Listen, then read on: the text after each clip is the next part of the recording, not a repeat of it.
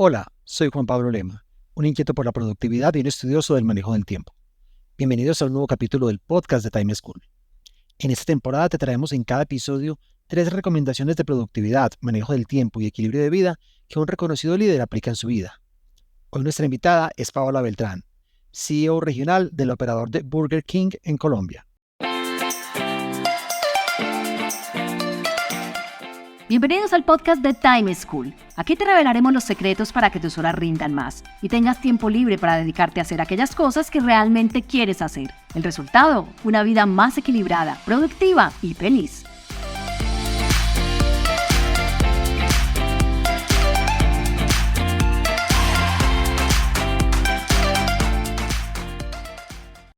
Antes de empezar, quiero pedirte que si no le has dado a seguir a este podcast en la plataforma en la que nos escuchas, por favor lo hagas. Así te enterarás cuando publiquemos nuevos episodios.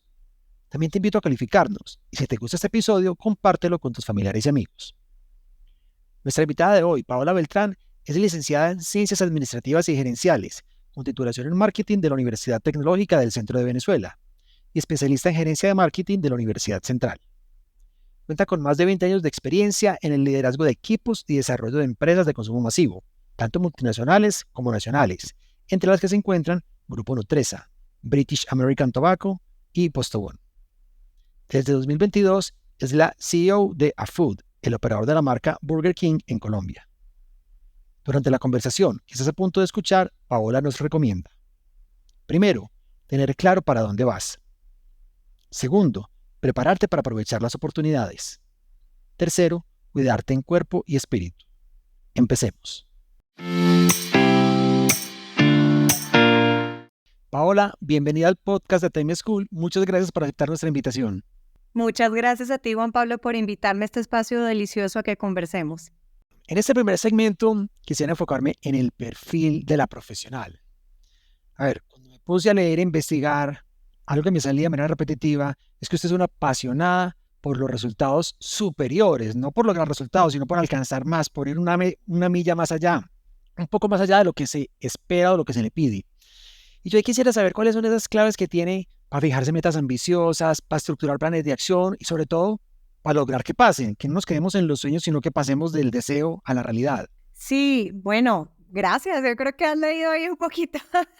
Mira, yo creo que, y en algún momento en mi pasado laboral, describían un poquito ese anhelo por los resultados como una obsesión, ¿sabes? Yo creo que ninguna obsesión es buena, todo en equilibrio es bueno, pero al final esas ganas de retar el status quo es algo muy personal, ¿cierto? Es algo que tiene que nacer de ti en el sentido de no quedarte en la permanencia usual de los negocios. No te estoy hablando solo de negocios, voy a recapitular, no solo de negocios, estoy hablando de la vida en general, ¿cierto? Y cuando tú tienes ansias por más, por hacer las cosas de una manera diferente, por llegar a resultados superiores, por potenciar equipos y potenciar gente que tú ves que tiene tanto por dar y que quieres llevarla al siguiente nivel, y donde tú estuviste en algún momento y otro líder te dio la mano para hacer lo mismo que tú haces con tus equipos de trabajo hoy.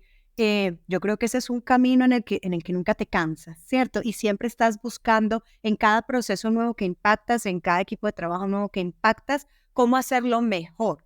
Y al final nuestro propósito superior en la vida es cómo encontrar nuestra mejor versión. Y esa mejor versión siempre va a ser un aprendizaje constante para evolucionar. Y esa evolución siempre te va a llegar a resultados superiores en diferentes aspectos de tu vida. Entonces yo creo que ese es un poco el resumen de cómo yo veo esa ansia o ese esmero por lograr cosas que quizás otras personas dicen: no, yo no creo, esto es muy difícil. Muchas personas en mi recorrido y muchas entrevistas con muchos jefes anteriores me decían: bueno, ¿en qué momento me va a decir usted que no puede más? ¿O que no puede con esto? Y yo decía: no, espérese un momentico, que es que ya se me está diciendo que no. Y eso me retaba muchísimo más a demostrar de alguna manera que las cosas sí se pueden hacer cuando se hacen desde el amor, desde la experiencia, desde el trabajo en equipo, desde una cantidad de ingredientes que si quieres hablamos ahí más adelante. Pero es un poquito el resumen a esa pregunta. En varias oportunidades en esta respuesta nos mencionó los equipos, el apoyar a la gente con la que trabaja, el desarrollarlos. Cuéntenos, porque también esto es una característica muy importante en Paola, ¿Qué hace para desarrollarlos? ¿Cómo los identifica? ¿Qué prácticas tiene? ¿Cuándo las realiza? Cuando a mí me dicen cuál es su estilo de liderazgo, o sea, yo creo que esto trasciende un poquito el tema y cuando a mí me hacen esa pregunta, yo siempre digo, yo soy un líder en constante aprendizaje, ¿ok? Y la gente tiende a pensar que los líderes no se equivocan o que los líderes son perfectos o que si tú no tienes determinada manera de liderar, entonces no es el adecuado. Y yo he aprendido en cada proceso, con errores, con aciertos, más aciertos pienso yo a nivel de resultados, pero con un camino de aprendizaje constante. Y cuando me dicen, define su liderazgo, yo digo, soy un líder en constante aprendizaje. Pero hoy yo creo que sí hay una de las cosas que el líder debería tener, un líder maduro ya, es, para mí el principal es despojarse de los egos. Yo entiendo que el líder hoy no es el que se las sabe todas. Al contrario, es el que sabe utilizar las herramientas que tiene su equipo. Tú vas a tener una persona que sabe mucho más que tú en el aspecto de supply, en el aspecto de gestión humana, en el aspecto de marketing, pero tu capacidad como líder es interpretar esos talentos, como ponerlos al servicio de la organización. Y si tú me preguntas a mí, ay, bueno, y entonces como líder, ¿cuál es tu habilidad? Si los otros son los que saben de cada tema específico. Yo creo que mi habilidad es poner las fichas en el lugar correcto para hacer un engranaje que funcione como una máquina poderosa. Y esa forma de percibir esos engranajes, al final lo que te hace estratégico. Y la posibilidad de ver un negocio no en la superficie evidente, sino en la visión superior, en el sentido de para dónde vamos y cómo yo esos engranajes los utilizo para ir hacia allá. Y obviamente, cómo el líder hace que su equipo le crea, más allá del cargo, que tú inspires esa sensación de ir hacia donde le estamos apuntando y tú digas, quiero ir para allá porque le creo, porque respeto esa visión, comparto esa visión, quizás puedo discutir con este líder sanamente, y yo creo que ese tema del liderazgo es mucho más complejo que lo que le dan a uno en la cátedra y no se resume a estereotipos en el sentido estricto de las palabras que utilizamos para definirlo generalmente en la gerencia normal. Creo que tiene que ver con un espíritu increíblemente inquebrantable, a pesar de las dificultades, los retos o lo que sea, y de la capacidad de trasladar ese espíritu en tu equipo para empoderarlo, impulsarlo y llevarlo hasta donde tú tienes eso aquí en la cabeza, ¿cierto? Yo creo que ese es el potencial más importante de un líder.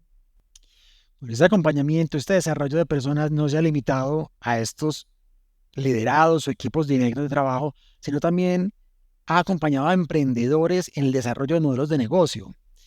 Cuénteme frente a los emprendedores, ¿qué clave les da o usted qué elementos encuentra poderosos para que ellos potencien los negocios y no caigan en algo que es muy común en los emprendedores? Y es como estamos empezando, soy gerente, mensajero, analista, hago todo, entonces me dedico al hacer y me abrumo y no pienso ni desarrollo el proyecto, la idea de negocio. Mira, el mayor indicador de fracaso de los emprendimientos tiene que ver con la falta de planeación. Y no estamos hablando solamente de la falta de planeación del negocio, de la idea per se, ¿cierto? Porque algunos tienen una idea muy madura, muy desarrollada, muy creativa, excelente, pero no aterrizan eso en un plan de negocios con números. Y cuando tú no aterrizas el plan de negocio con números, ahí es donde empiezas a tener problemas. O cuando haces números muy alegres, ¿cierto? Cuando piensas que ya en el primer año vas a estar recibiendo el salario que recibes como empleado, como emprendedor, eso no pasa.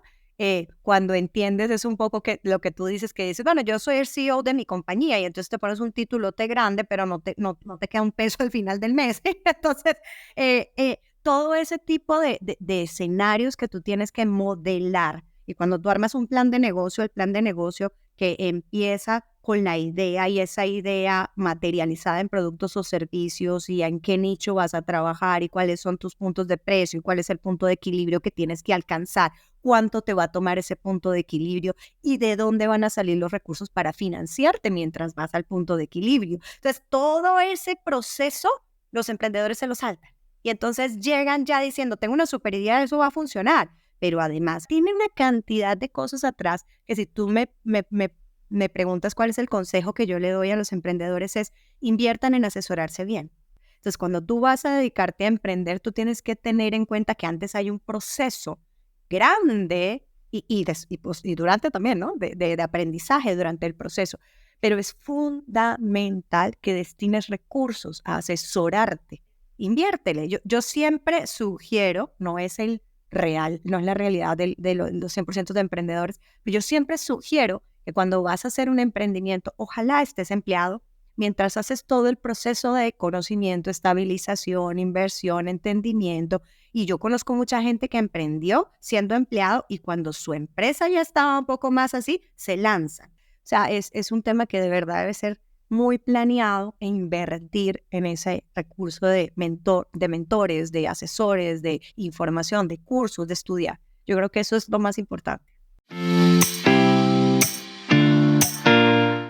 Bueno, en este segundo segmento quisiera que nos enfocáramos en Burger King.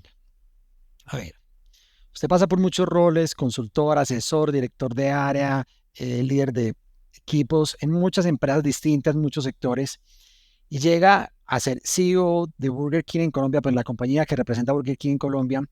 Quisiera saber qué aprendizajes trae usted de estas otras experiencias, que usted diga, vea, esto lo traje acá y hoy lo pongo y hemos mejorado procesos así, o somos más eficientes así, o trabajamos de una manera más chévere, dado esos aprendizajes que ha tenido a lo largo de otras trayectorias profesionales. Mira, yo creo que una de las cosas cuando alguien me llama a decirme, mira, yo quiero entender cómo potencializar mi carrera y qué hago y para dónde voy, y esta es mi situación, yo siempre le digo a la gente, tú tienes que saber para dónde vas, qué es lo que quieres hacer con tu carrera, cuál es tu foco, qué te gustaría hacer, hasta dónde quieres llegar. Y en virtud de eso, construir tu perfil. Esa construcción de perfil implica unos capabilities. Si tú quieres ser CEO, director general, gerente general o lo que sea, tú no puedes tener una especialidad en una sola área. Siempre tienes unas habilidades más desarrolladas que otras, pero tú tienes que saber de finanzas, tú tienes que saber de marketing, tú tienes que saber de gestión humana o de administración de personal, tienes que saber de layers, una cantidad de cosas.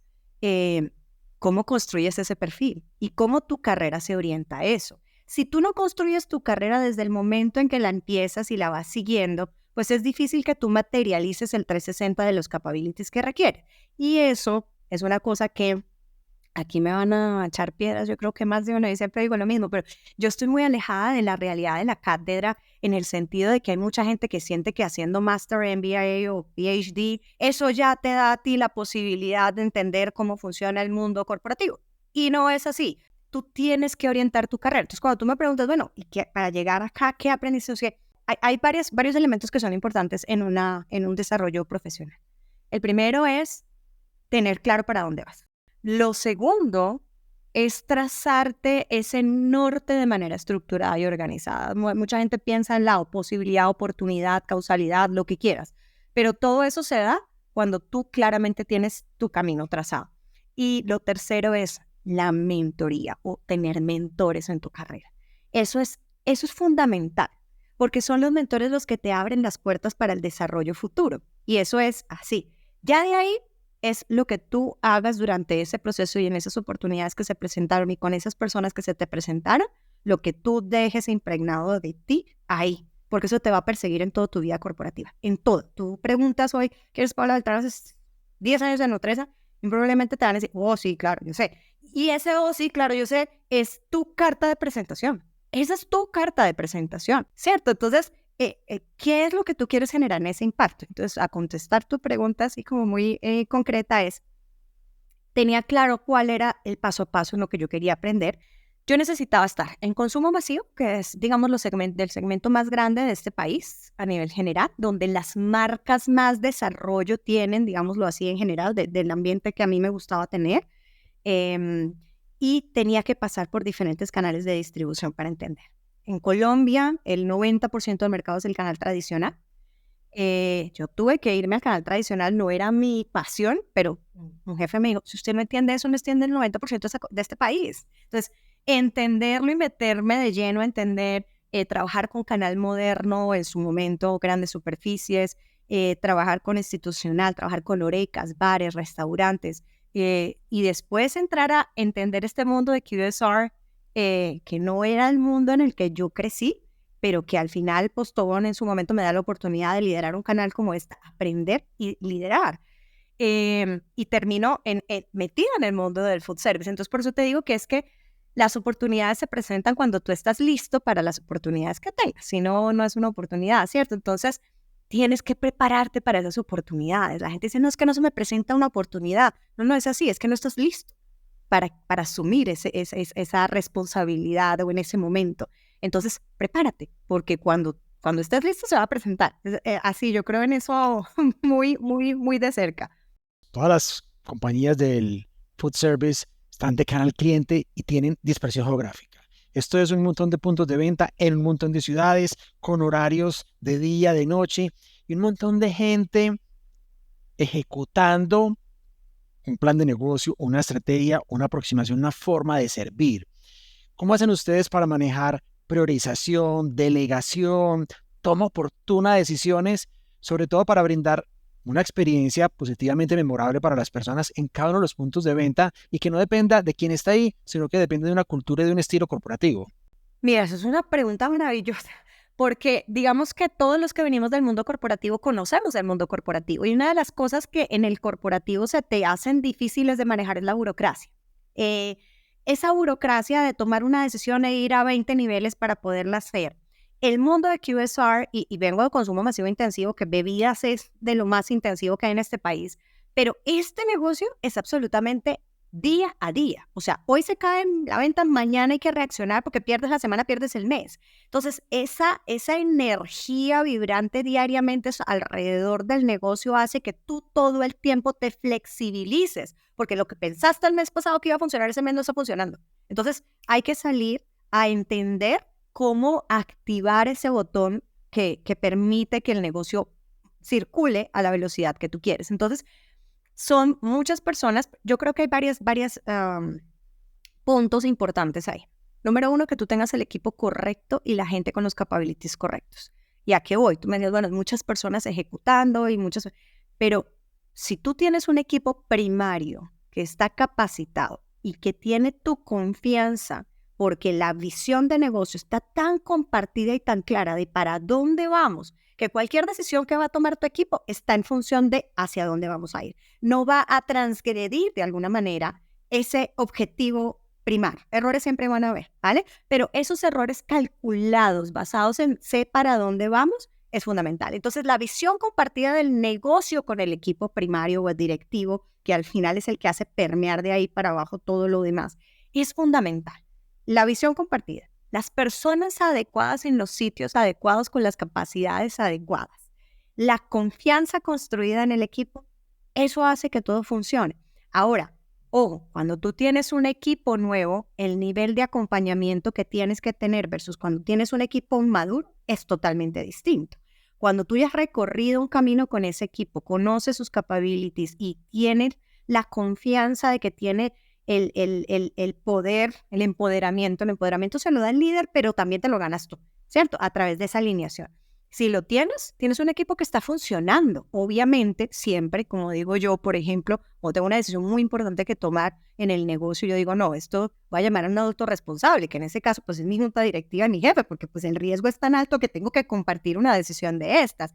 Pasa lo mismo con tu equipo. Saben qué niveles de riesgo pueden asumir y en qué niveles de riesgo dicen, uy, espérese, porque esto yo prefiero compartir el riesgo. Ni siquiera es pedir permiso. Es que es lo que yo le digo a mi equipo es, el riesgo lo estás asumiendo tú al tomar una decisión. Cuando sientas que en tu interior algo te dice que esto no estoy como tan seguro, comparte el riesgo, sube el riesgo, porque al final lo que haces es delegar hacia arriba el riesgo, ¿no? Y no te quedas tú con ese tema de cuál es la decisión correcta. Entonces, compartir el riesgo en el equipo es al final lo que te permite tomar decisiones en el momento, saber cuándo sí tienes que delegar, saber cuándo tienes que preguntar y sobre todo cuestionarte previamente antes de tomar una decisión. Esto está alineado con el objetivo del negocio, esto está alineado con el ADN de la marca, esto está alineado con lo que queremos mostrar como marca, como negocio, como etcétera. Eso responde a una cantidad de preguntas increíbles y eso te permite navegar. Bueno, este negocio del food service también tiene una dinámica enorme, como lo mencionaba ahorita. Hay que reaccionar, hay que cambiar la estrategia, hay que salir. Esto les implica ser innovadores, porque es que no puedo salir cada semana con la misma promoción o con la misma actividad, con la misma forma de ofrecer los productos. Pero ¿a qué hora se dedica uno a pensar, a crear, a innovar, cuando al otro lado hay que ejecutar y seguir haciendo hamburguesas, papitas y demás para que la gente esté acá? O sea, ¿cómo hago ese balance entre la ejecución del día a día y la innovación para no quedarme estancado? Mira, esa es una pregunta divina porque tú tienes que tener claro que tienes equipos para ejecutar y otros equipos para pensar. Estoy hablando de su dedicación al negocio. No estoy diciendo que un equipo de ejecución no pueda pensar. Al contrario, todas las ideas que vienen del equipo de ejecución son mucho más directas, cercanas, sensibles, porque están en el día a día. Pero hay personas que dedican más o se les paga más por pensar. Y sentarse a pensar en trascender el negocio y en llevarlo hacia el otro nivel. Entonces yo creo que en ese sentido, usted tiene que tener la capacidad, y ahí está el reto, de ser un visionario increíble haciendo que otros ejecuten esa visión. Y ahí es donde está el reto gigante tuyo como líder, porque tú no puedes vivir ejecutando. Si tú eres el que ejecutas, ahí sí soy todo, ¿cierto? Entonces, pues no vas a tener el momento de trascender. Ahora, hay momentos en los que tienes que invitar a tu equipo a pensar, ¿cierto? A todos en general, pero son momentos de parar y pensar y restart el negocio. Nosotros, por ejemplo, tenemos cada semana, los martes son pare, piense, actúa, diría un amigo, y es sentarnos el comité directivo a analizar y a pensar qué es lo que tenemos que recalibrar en la estrategia de manera semanal. Ese es un momento para pensar y todo el mundo se para en la cifra de lo que está pasando, en cuestionarnos el negocio. Eso es importante, pero también hay momentos para ser creativos en ese sentido. Hay momentos, nosotros tenemos algo que se llama Crazy Day, que se hace una vez al año. Y ese Crazy Day es sentarnos a pensar, pero disparatadamente, ¿no? Y entonces hablar del negocio, ya tenemos claro para dónde vamos, pero cómo lo llevamos. Y es un día en donde no hay cuestionamientos de la cifra o el número, cuánto cuesta, sino es solo piense, bote ideas. Y ese tipo de ejercicios son espectaculares porque tú oyes a la gente se siente involucrada en el negocio y es muy, muy interesante. Pero sin duda, debe haber personas dedicadas a pensar en el horizonte del negocio en el largo plazo, no en un año, no en 6 meses, no en 5 años siquiera, ¿sabes? Mucho más allá. Y eso es súper importante porque eso contagia al equipo de una necesidad constante de ver más allá del hoy. En este último segmento quisiera centrarme en el ser humano, en la persona. A ver, ¿cómo es un día normal de Paola? ¿Cómo organiza su agenda? ¿Qué prácticas tiene o qué claves utiliza para que el tiempo le rinda? Uy, mira, ahí sí yo te digo que eso ha sido una maravilla. Yo soy fanática de Robin Sharma, pero leí un libro, el que todo el mundo se lee, pero yo no sé a mí por qué me pegó tan particularmente, que fue El monje que vendió su Ferrari. Y para mí fue en un momento de mi vida muy complicado, como persona y como profesional. Y ese libro llegó así como, y no tenía, te voy a ser muy honesta, no tenía en ese entonces el hábito de la lectura. Y yo empecé por ese libro, y ese libro cambió mi vida en muchos sentidos, desde el punto de vista de qué es lo que quieres tú o qué tienes que hacer para ser un profesional exitoso, pero el profesional exitoso no parte sin la persona exitosa, ¿cierto? Porque esta base es lo que te da el piso para esto, si no, no existe. Entonces, eso hace un reseteo en mi vida y de ahí pues me leo casi todos los libros de Sharma y dentro de ellos pues obviamente el Club de las 5 de la mañana, obviamente está instaurado en mi ADN, entonces esta personilla se para a las 4:30 de la mañana todos los días, de lunes a viernes, y lo primero que hace mi corazón es agradecer. Tengo pues un ritual de agradecimiento infinito por el día, por lo que ha pasado, por lo que sea, por las enseñanzas, y hay un momento como de conexión, ¿cierto? Meditación, llámalo como quieras, y por supuesto va al pilar del cuerpo. ¿Cierto? Yo tenía un amigo que una vez en una charla decía, bueno, mire, ¿qué hace usted si tiene una máquina que le produce billetes en la casa? Dinero. Entonces todo el mundo decía, no, pues mantener esa máquina como una seda, o sea, eso, aceitada, engrasada, limpia. Y al final esa máquina que produce dinero es tu cuerpo, ¿cierto? Y es lo último que dejas dentro de todo el proceso. Conozco líderes que pasan días sin comer, no se alimentan bien, llegan a la oficina con ojeras, no duermen, no tienen vida. Y cómo funciona el organismo. O sea, no, es imposible que tú puedas ser exitoso si estás enfermo, si no tienes cómo entregar esa magia, como dice Sharma, ¿cierto? Entonces, en ese sentido, lo siguiente es hacer ejercicio. Hago ejercicio unas 1:30, 2 horas, dependiendo que tengan el plan ese día. Empiezo me arreglo obviamente, empiezo mi agenda, mi rutina entre las 8 de la mañana empieza todo el tema de agenda. Yo utilizo muy particularmente los lunes para programar la agenda de toda la semana o los viernes para programar la de la siguiente y poder entender qué tengo, dónde tengo y poder organizar adecuadamente. Eso es una cosa muy importante. Todo el mundo dice, pero bueno, espíritu, pero es una verdad absoluta si la practicas bien. Lo segundo muy importante es aprender a decir que no.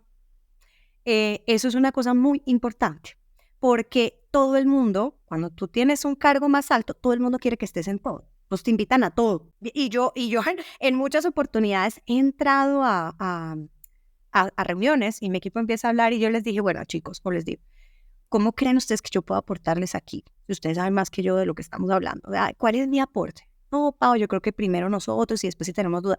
Ok. Entonces, en ese sentido, aprender a decir que no es muy importante.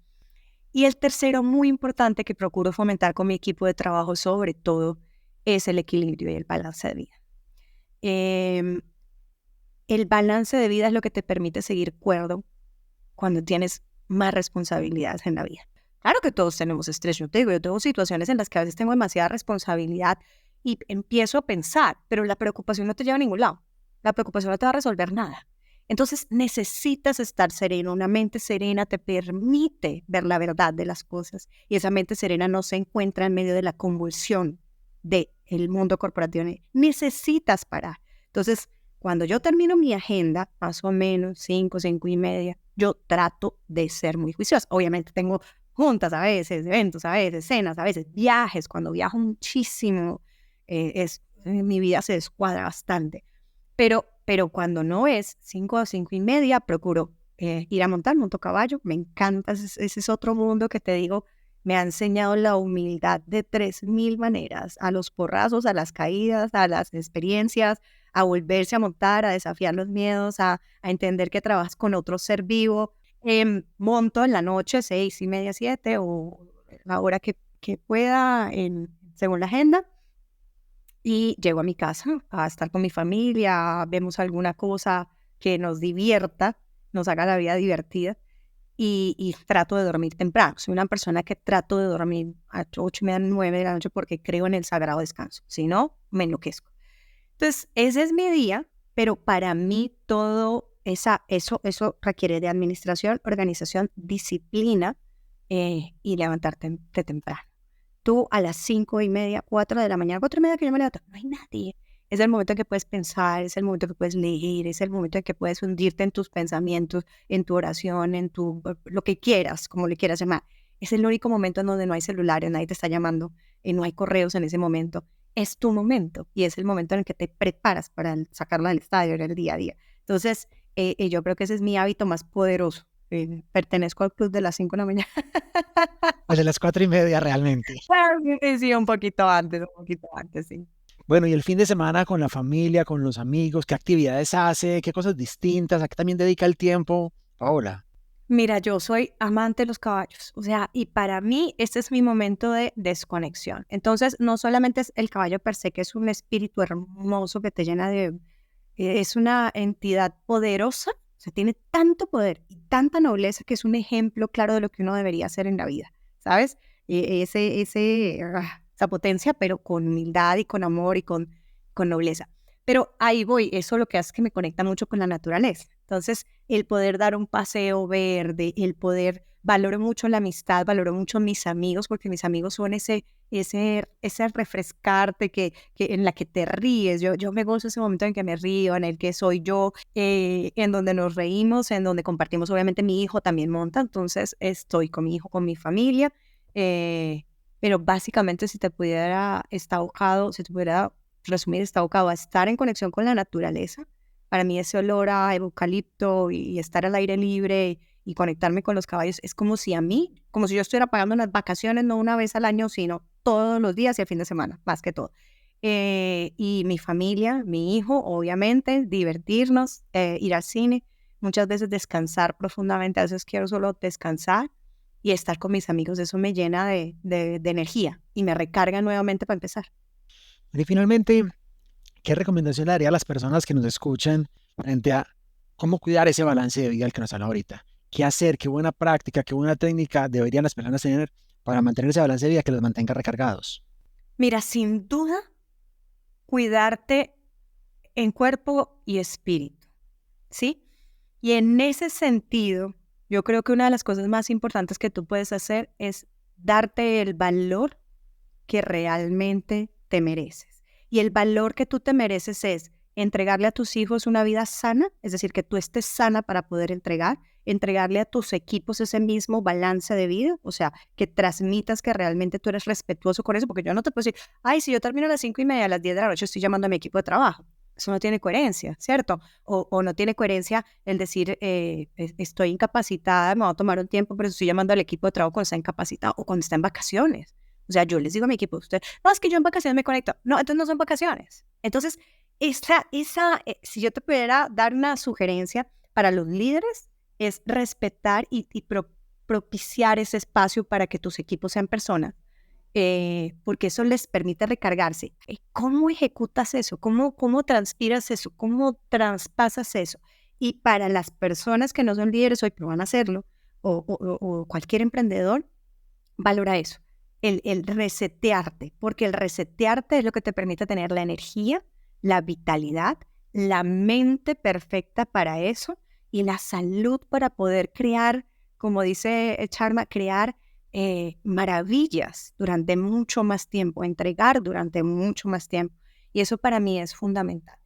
Es maravilloso. Paola, mil gracias por tu generosidad y por acompañarnos aquí en este podcast. No, muchísimas gracias a ti, Juan Pablo, por invitarme. Espero que de verdad hayamos dejado un pedacito de alguna inquietud en los que nos oyen. De verdad, yo creo que lo más importante de los podcasts es sembrar algo que te genere inquietud en tu vida, que te genere preguntas en tu vida. No solamente dar clase, hay gente que viene en podcast a dar clases magistrales. Tú lo que necesitas es sembrar en la gente una inquietud para buscar esa mejora constante en cualquier aspecto de su vida. Espero que hayamos logrado algo de eso. Claro que sí. Mil gracias. Igual para ti. Gracias, Juan Pablo. Espero que hayas disfrutado esta conversación y que pongas en práctica las 3 recomendaciones que nos compartió Paola. Primero, tener claro para dónde vas. Segundo, prepararte para aprovechar las oportunidades. Tercero, cuidarte en cuerpo y espíritu. Recuerda seguirnos, darle me gusta y compartir este episodio con aquellos a quienes les pueda interesar. Escríbenos a podcast@timeschool.com contándonos a qué líder admiras por su manejo del tiempo y que te gustaría que entrevistáramos en esta temporada. Te espero en un próximo capítulo del podcast de Time School y recuerda que en nuestro sitio web timeschool.com encuentras más alternativas de formación en técnicas de productividad y herramientas de manejo del tiempo. Chao.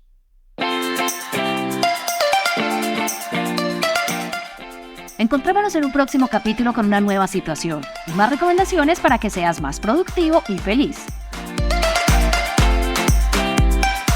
Recuerda enviarnos los audios con tus preguntas, dudas e inquietudes al WhatsApp en Colombia 321-700-4810, por correo electrónico a podcast@timeschool.com.